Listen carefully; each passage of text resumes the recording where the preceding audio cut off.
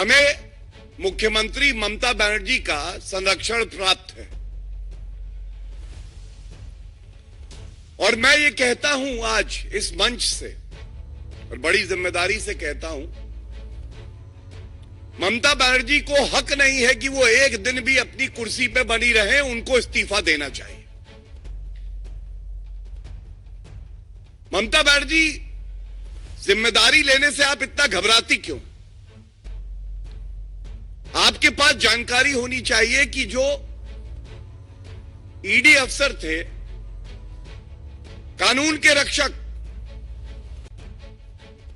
ये वहां की पुलिस को कॉल करते हैं कि मदद चाहिए। टीएमसी के गुंडों ने जानलेवा हमला कर दिया है।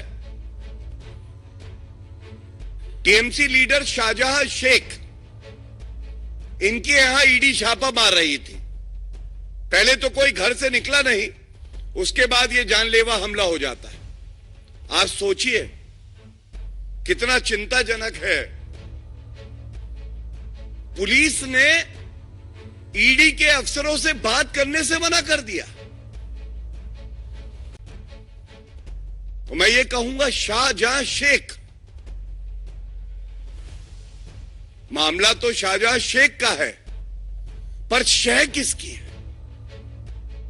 ये शेखी किसकी है कि मैं कानून से ऊपर हूं? ये तो अराजक ममता बनर्जी की ही है। और ममता बनर्जी, आपको ये गलतफहमी हो गई है कि जो कानून के रक्षक हैं, जो ईमानदार अफसर अपना कार्य करेंगे, उनको आपके गुंडे पीटेंगे। तो मैं आपको ये बता दूं इस मंच से, कानून का जब डंडा चलेगा तो ये जितने गुंडे हैं ना, इनको नानी याद आ जाएगी। इनको आप बचा नहीं पाएंगे। ये लड़ाई कानून के डंडे और ममता के गुंडों के बीच में है और जीत हमेशा कानून की होती है, वर्दी की होती है। हमारे जो अफसर ईमानदारी से अपना कार्य कर रहे हैं, उनकी होती है और इस बार भी उन्हीं की जीत होगी।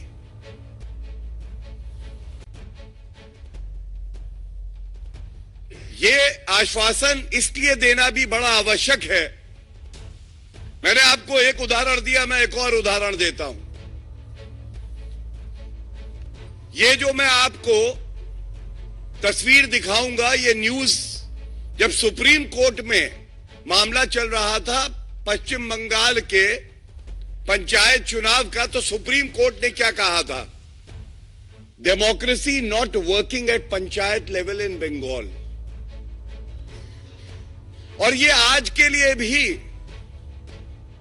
बिल्कुल प्रासंगिक है। लोकतंत्र पश्चिम बंगाल में खत्म हो गया है। जब संविधान और वर्दी का रसूख ना रहे, जब मुख्यमंत्री कानून के साथ ना खड़ा हो बल्कि गुंडों के साथ खड़ा हो जाए, तो यह कहना गलत नहीं होगा कि ममता बनर्जी के मन में आज केवल सत्ता का सुख भोगना है। और मैं जब बात करता हूं अफसरों की, ईमानदार अफसरों की, मैं एक बात और बता दूं, पश्चिम बंगाल की जनता भी आज कह रही है कि ममता बनर्जी ना हो गई, अराजकता की मूर्ति हो गई। न्याय की मूर्ति सुना होगा आपने, न्यायालय में होती। आज ममता बनर्जी जो है अराजकता की मूर्ति हो गई। जनता को डराया जाता है। इससे पहले जब सीबीआई के अफसर पश्चिम बंगाल गए थे जांच करने, तो उनको बंद कर दिया गया था कमरे में पश्चिम बंगाल की पुलिस द्वारा। पहली बार ऐसा हुआ कि लोकतंत्र में वर्दी धरने पे बैठी थी ममता बनर्जी के साथ। और मैं इतना ही कहूंगा कि जब जनता की ही हत्या की जाए क्योंकि उन्होंने अपना लोकतांत्रिक जो अधिकार है उसका इस्तेमाल किया है और उनको टारगेट किया जाए कि आपने हमारे लिए वोट क्यों नहीं किया। ये बिल्कुल स्पष्ट कर देता है कि आज ममता बनर्जी जंगल राज का पर्याय है। और जैसा मैंने कहा, पुनः दोहराते हुए, ये जो लड़ाई है ये कानूनी डंडे और ममता बनर्जी के गुंडों के बीच में है और जीत कानून की होगी। एक और